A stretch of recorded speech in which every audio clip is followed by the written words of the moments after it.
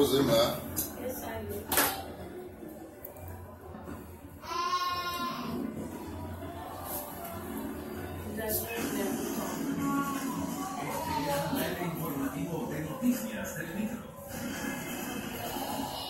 La Fiscalía de Justicia Nacional, mediante el Departamento de Investigación de Drogas, Narcóticos y Sustancias Controladas por la entidad, la Dirección Nacional de Control de Drogas, realizó una operación en la cárcel del Palacio de Justicia de Ciudad Nueva, la que se incautaron a 20 comunitarios para realizar 10 gramos de marihuana, un celular, cargadores celulares, varias armas blancas y un destornillador.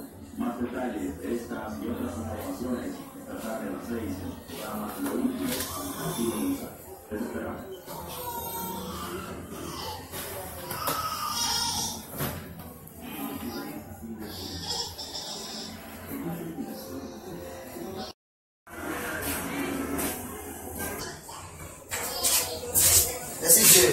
Yo, aqui eu lavo lá.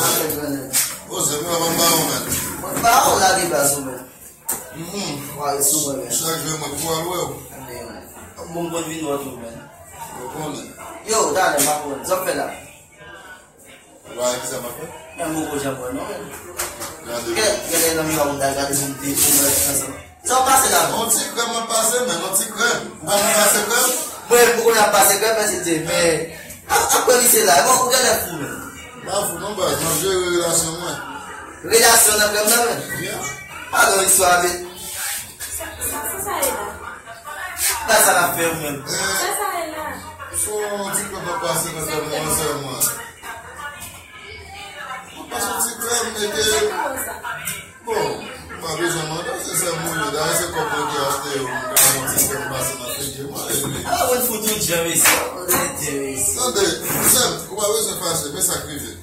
Mas o mesmo que eu levar no bagagem barato que não não, eu saio fufu, mon cher. Não, foi. Mas você vai quando eu passe creme? Não, me entende. O bagulho que ça m'a fait, ma vie business, moi, le bail qui regarde. Vamos passar. Explique-moi non, mais.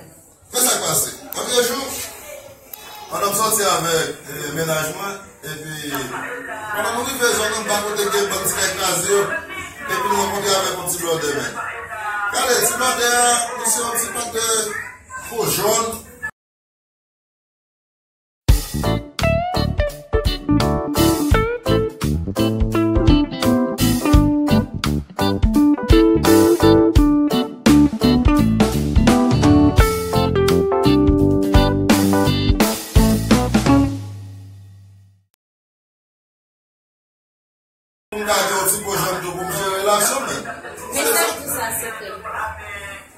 Bon, tout simplement, moi, jaune, dans tout crème.